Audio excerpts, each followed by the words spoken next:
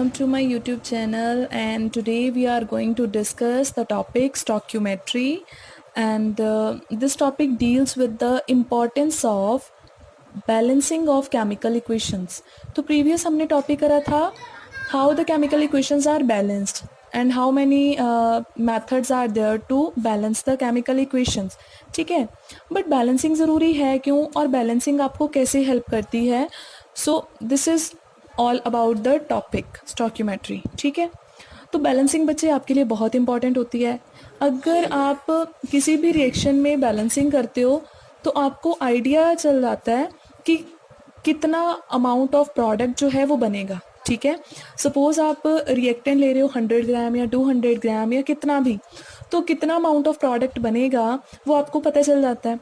या फिर suppose industrial level पे किसी चीज़ को बनाया जा रहा है एंड उन्होंने एक पर्टिकुलर अमाउंट की कोई चीज़ बनानी है ना. सपोज उन्होंने 5 kg किसी चीज़ को प्रोड्यूस करना है, सल्फ्यूरिक एसिड को प्रोड्यूस करना है, तो उनको वहाँ से आइडिया चल जाता है कि हम कितना रिएक्टेंट लें कि इतना हमारा जो है प्रोडक्ट बन जाए.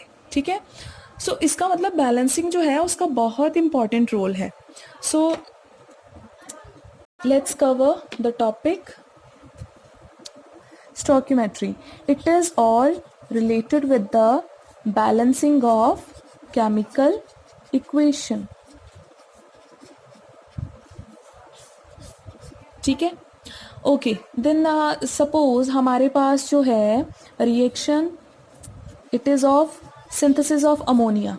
अमोनिया को बनाया जा रहा है with the help of nitrogen and hydrogen gas. ठीक है, आप क्या करोगे, आप यहाँ पे इसको पहले कर लो बैलेंस. ठीक है, now the equation is balanced. और आपको पता है बैलेंसिंग के बाद इसका कोफिशिएंट कितना है 2, हाइड्रोजन का कोफिशिएंट कितना है 3 एंड नाइट्रोजन का कोफिशिएंट इज 1. ठीक है, तो बैलेंसिंग के बाद रिएक्टेंट्स या प्रोडक्ट्स के जितने भी कोफिशिएंट्स आते हैं इनको आप लोग क्या बोलते हो, these are known as stoichiometric coefficients.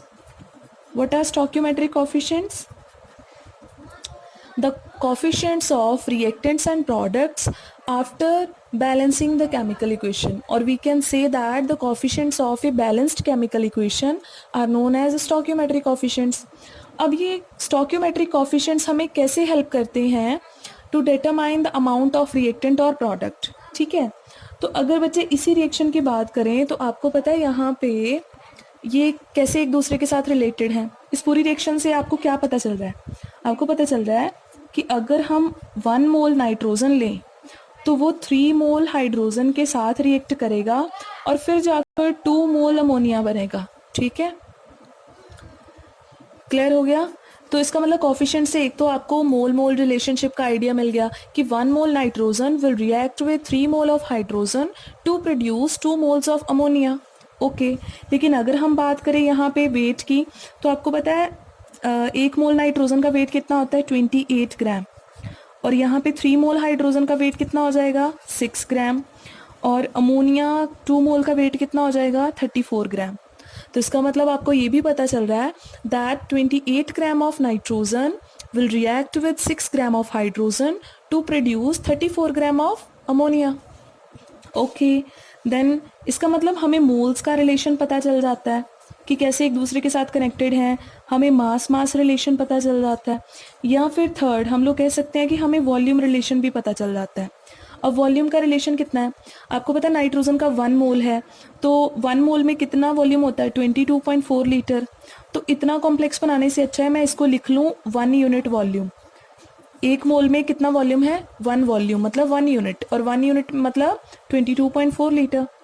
Hydrogen का कितना है 3 volume 3 unit volume and ammonia कितना प्रोड्यूस होगा 2 unit volume. It means 1 unit volume of nitrogen will react with 3 unit volume of hydrogen to produce 2 unit volume of ammonia. So this is the relation. So that means upon the basis of stoichiometry we can have the relations between all the reactants and products, either their moles relationship, their mass relationship or their volume relationship. और हम ऐसे भी कह सकते हैं कि 1 mole nitrogen will react with 6 gram of hydrogen. तो मास का मोल के साथ, मास का वॉल्यूम के साथ या मोल्स का वॉल्यूम के साथ आपस में भी रिलेशन हम डिराइव कर सकते हैं। ठीक है, ओके। तो आपको ये हेल्प कैसे करता है, स्टॉक्योमेट्री कैसे हेल्प करता है आपको, कि अगर आपको प्रोडक्ट जो है किसी भी पर्टिकुलर रिएक्शन में कितना बनेगा, उस प्रोडक्ट की ईल्ड क्या होगी, तो वो आपको फाइंड आउट कर सकता है। सपोज़ आपने कोई भी प्रोडक्ट बनाना है तो कितना जो रिएक्टेंट है वो रिक्वायर्ड रिएक्टेंट है वो कितना होगा। तो ऐसे कोई भी हमें इंडस्ट्रियल लेवल पे प्रेपरेशन के लिए इनके एस्टिमेशंस जो हैं वो चाहिए, चाहे आप लैब में भी कोई रिएक्शन करते हो। दूसरी बात, अच्छा मोस्टली जो हम यहाँ से कैलकुलेट करेंगे ना कि इतना प्रोडक्ट बनना चाहिए, हमेशा आपके पास रियलिटी में जब आप एक्सपेरिमेंटली करते हो तो उतना रिजल्ट कभी नहीं आता। जो ईल्ड है वो हमेशा क्या आती है, कम आती है। रीज़न क्या होता है, साइड रिएक्शंस चल जाती हैं तो कुछ साइड प्रोडक्ट्स भी बन जाते हैं। तो ये थोड़ा है कि मतलब हमेशा जो ईल्ड है एक्सपेरिमेंटल वो कम बनती है। और अगर आपसे पूछा जाए कि कितनी परसेंटेज किसी प्रोडक्ट की ईल्ड बनी है, तो आप एक्सपेरिमेंटल ईल्ड को ऊपर रखते हो और उसको डिवाइड करते हो विद द एक्चुअल ईल्ड। जो आपने कैलकुलेट करी थी वो ईल्ड नीचे, ऊपर रख दी एक्सपेरिमेंटल ईल्ड और उसको 100 के साथ मल्टीप्लाई कर दिया, तो आपके पास परसेंटेज ईल्ड आ जाएगा। क्लियर हो गया stoichiometry. So stoichiometry deals with the balanced chemical equations and these are the stoichiometric coefficients. Hope it is clear. And stoichiometry calculations जो हैं वो हम कर लेते हैं थ्रू द न्यूमेरिकल्स, तो आपको ज़्यादा क्लियर हो जाएगा about the topic. So let's start. Here I have written some numericals. Wait, it's visible now. Okay then, let's start with the first numerical. Here we have how many moles of methane are required. Wait,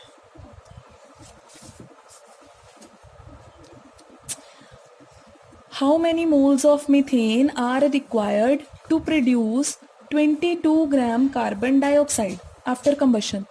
तो स्टॉक्योमेट्री के लिए सबसे पहले आपको chemical equation लिखना आना चाहिए, उसके बाद में बैलेंसिंग करना पड़ेगा and then you can apply the stoichiometric calculations. ठीक है, सो मीथेन जो है उसकी कंबशन हो रही है।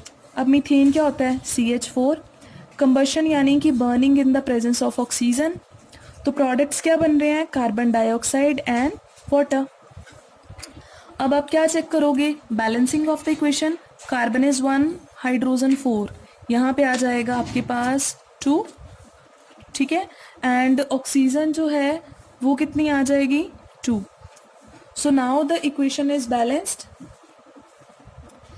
So now equation is balanced, but given क्या है, कहते कितने मोल्स मीथेन के चाहिए। इसका मतलब हमें क्या फाइंड करना है, मीथेन के मोल्स फाइंड करने हैं। और to produce 22 gram carbon dioxide कितनी बननी चाहिए, 22 ग्राम। सो 22 ग्राम के लिए कितने मोल्स रिक्वायर्ड हैं ये हमने कैलकुलेट करना है। तो आप क्या करोगे, बैलेंसिंग तो आपने कर ही ली है, तो अब आप इनके एग्जैक्ट रिलेशन लिख सकते हो। एग्जैक्ट रिलेशन क्या है, यहाँ पे मोल्स है तो मोल्स ही लिख लेते हैं। मीथेन के कितने मोल्स हैं रिएक्शन में, कोफिशिएंट कितना है, 1। तो इसका मतलब मीथेन का 1 मोल ही है पूरी केमिकल इक्वेशन में। ठीक है, एंड कार्बन डाइऑक्साइड कितना प्रोड्यूस हो रहा है, आप इसको प्लस करके देख सकते हो। कार्बन कितना है 12, ऑक्सीजन कितना है 16 इंटू 2, तो करके आ जाएगा आपके पास 44 ग्राम। इसका मतलब as per the chemical equation 1 mole of methane is producing 44 gram of carbon dioxide. तो 22 ग्राम के लिए कितना चाहिए, आप यहाँ से डायरेक्टली कैलकुलेशन कर सकते हो, हाफ मोल चाहिए होगा। ठीक है, लेकिन फिर भी हम इसको लिख लेते हैं। तो मैंने आपको बहुत टाइम बोला है, जो चीज़ फाइंड करनी है उसको राइट साइड पे लिखना है, जो गिवन है उसको लेफ्ट साइड पे। गिवन क्या था, कार्बन डाइऑक्साइड। सो आप यहाँ पे क्या लिखोगे, 44 gram of carbon dioxide is produced by 1 mole of methane. ठीक है, 22 ग्राम कार्बन डाइऑक्साइड के लिए 1 मोल चाहिए, तो 22 ग्राम के लिए कितना चाहिए होगा, 1 डिवाइडेड बाय 44 मल्टीप्लाइड बाय 22, 1/2 यानी 0.5 मोल। ठीक है, तो जिस चीज़ की बात कर रहे हैं वही, अब सपोज इसका भी मोल दे देते, इसके भी मोल्स, तो आप मोल्स मोल्स का कंपैरिजन कर लेते। अब उन्होंने एक का मोल दिया, दूसरे का मास दिया, तो हमने उसी अकॉर्डिंग सॉल्व कर दिया। बस ये पैटर्न आप याद रखना, फिर आपको कोई दिक्कत नहीं होगी न्यूमेरिकल सॉल्व करने में। ठीक है जी, तो अब हम चलते हैं अपने नेक्स्ट न्यूमेरिकल पर। So now let's solve it. The second numerical is calculate the mass of iron which will be converted into its oxide by action of 18 gram steam। तो पहले तो जी बच्चे आपको केमिकल रिएक्शन लिखना पड़ेगा। वो कह रहे हैं आयरन है, आयरन अपना ऑक्साइड बना रही है Fe3O4 और उस पर स्टीम की रिएक्शन करवाई गई है। तो इसका मतलब आयरन Fe, स्टीम यानी कि वाटर, आयरन स्टीम के साथ रिएक्ट करके ऑक्साइड कौन सा बना रही है Fe3O4 और साइड प्रोडक्ट यहाँ पे कौन सा बनेगा हाइड्रोजन गैस। ठीक है, ओके देन अब क्या है उसके बाद में, अब इसको कर लेते हैं बैलेंस। सबसे पहले केमिकल इक्वेशन लिखनी है, फिर उसको करना आपने बैलेंस। तो बैलेंस कैसे करोगे 3Fe, ठीक है, उसके बाद में ऑक्सीजन 4 एंड यहाँ पे भी 4, नाउ इट इज़ बैलेंस्ड। ठीक है, ओके, तो कोफिशिएंट्स आपने लगा लिए। अब क्वेश्चन क्या करा है, कैलकुलेट मास ऑफ आयरन। क्या कैलकुलेट करना है, मास ऑफ आयरन, इसका मास पता करना है। और गिवन क्या है 18 ग्राम स्टीम, स्टीम कितनी गिवन है 18 ग्राम। इसका मतलब इस बार कौन सा रिलेशन है हमारे पास, इसका भी मास है, इसका भी मास है। Now there is mass mass relationship. ठीक है जी, तो हम कैसे सॉल्व करेंगे इसको, पहले तो हम एग्जैक्ट रिलेशन देख लें। आपको पता है एग्जैक्ट रिलेशन, इसका मास बताओ। आयरन के 1 मोल का कितना मास होता है 56 ग्राम, तो 3 मोल का कितना होगा 3 × 56 ग्राम। इसका मतलब रिएक्शन में 3 × 56 ग्राम आयरन जो है वो यूज़ हो रहा है। और वाटर कितना है, एक वाटर का कितना वेट होता है 18 ग्राम, तो यहाँ पे आ जाएगा 4 × 18 gram. That means according to this chemical reaction 3 × 56 gram of iron is reacting with 4 × 18 gram of water। ठीक है, तो हम इसको क्या कर लेते हैं, सॉल्व करके लिख लेते हैं। So we write 72 gram and 168 gram. ठीक है, तो ये तो हो गया इनका एग्जैक्ट रिलेशन। तो अब आपने क्या फाइंड करना है, आपने तो फाइंड आउट करना है कि 18 ग्राम के लिए कितनी आयरन चाहिए। ठीक है, तो अब इसको कंटिन्यू कर लेते हैं हम यहाँ पे। सुनाओ फाइंड क्या करना है, आयरन, तो आयरन वाली टर्म इधर लिखेंगे और गिवन क्या है स्टीम, तो स्टीम वाली टर्म हम इधर लिख लेते हैं। ठीक है जी, तो कैसे लिखोगे आप, फिर आप लिखोगे स्टीम को इस तरफ लिखना ना, स्टेटमेंट क्या बनेगी, स्टेटमेंट इसकी बनानी है जो एग्जैक्ट रिलेशन है। आप क्या लिखोगे 72 gram of steam reacts with 168 gram of iron. ठीक है, अगर 72 ग्राम स्टीम 168 के साथ रिएक्ट कर रही है तो क्वेश्चन क्या पूछा था 18 ग्राम कितने के साथ रिएक्ट करेगा, तो आप क्या लिखोगे 168 divided by 72 × 18, it will be 42 gram of iron. So it means आपको 18 ग्राम वाटर के साथ रिएक्ट करने के लिए 42 ग्राम आयरन चाहिए, फिर कहीं जाके रिएक्शन होगा। ठीक है, क्लियर हो गया। तो इस बार मास मास का रिलेशनशिप था, पिछली बार क्या था मोल का मास के साथ रिलेशनशिप था, राइट।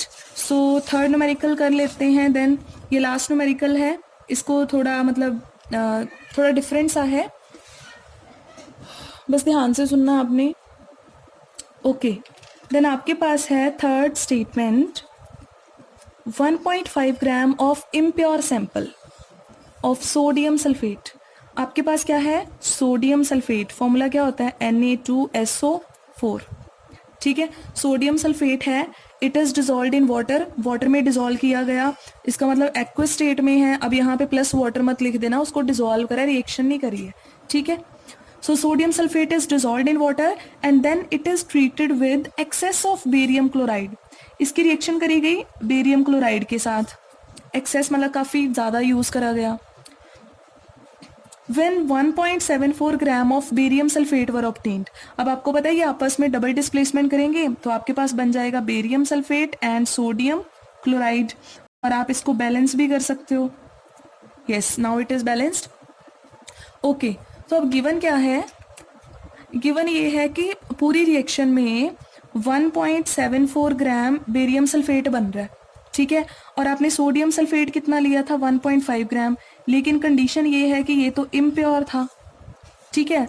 तो वो कहते हैं कि calculate the percentage purity of sample, इसकी प्योरिटी पता करो, ठीक है, इसी सैंपल की प्योरिटी पता करो कि एग्जैक्टली सोडियम सल्फेट इसमें कितना था। Now this is the situation, ठीक है। सो इस सिचुएशन को आप कैसे सॉल्व करोगे? स्टोइकियोमेट्री तो हमें बताती है एक चीज़ पता हो दूसरी निकाल सकते हैं, तो इसमें हमें कौन सी पता है कौन सी नहीं। तो बच्चे इतना याद रखना कि हमने जो रिएक्टेंट लिया था वो इम्प्योर था, तो आपको पता है रिएक्ट तो वही करा होगा, रिएक्शन तो उतने नहीं करी होगी जो प्योर होगा, समझ रहे हो सकता है 1.5 में से 1.2 ग्राम ही प्योर हो तो रिएक्शन वही कर गया, बाकी तो वेस्ट ही पड़ा होगा उसमें, ठीक है, सोल्यूशन में। अब देखो इसका मतलब ये हमारे लिए जो कंडीशन है ये वैलिड नहीं है, रिएक्टेंट असल में इतना है ही नहीं बिकॉज सैंपल इम्प्योर है, लेकिन बेरियम सल्फेट क्योंकि वो प्रोडक्ट बना है और वो प्योर ही बना होगा, प्योर सैंपल से बना होगा, तो इट मीन्स ये करेक्ट है। तो हम ऐसा कर लेते हैं, हम बेरियम सल्फेट और सोडियम सल्फेट दोनों के जो अमाउंट्स हैं वो कंपेयर कर लेते हैं, ठीक है। सो अकॉर्डिंग टू अगर हम इक्वेशन देखें तो सोडियम सल्फेट का 1 मोल बेरियम सल्फेट का 1 मोल बना रहा है, ठीक है। तो इनके इनके मासेस क्या होते हैं, masses are 142 gram and it is 233 gram, clear.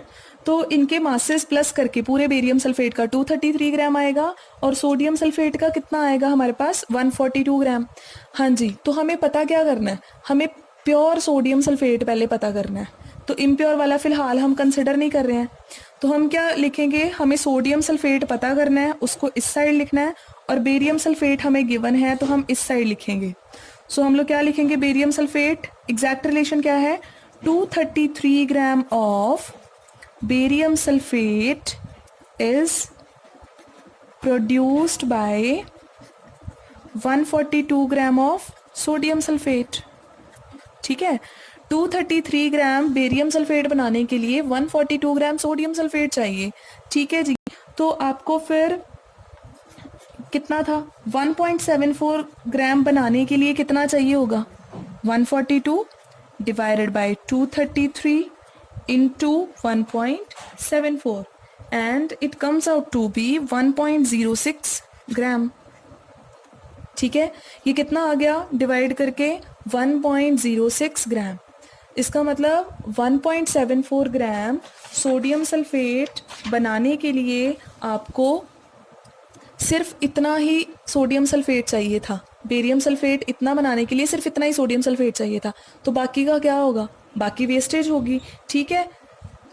तो इसका मतलब आपके पास आएगा, यहाँ से क्लियर हो गया कि जो सोडियम सल्फेट था जो हमने स्टार्टिंग में लिया था इम्प्योर वाला, तो इम्प्योर कितना था आपके पास 1.5 ग्राम, और जो अभी सॉल्व करके आया वो कौन सा है, प्योर, एंड इट इज़ 1.06 ग्राम। तो अभी आपने क्या कैलकुलेट करनी है, परसेंटेज प्योरिटी।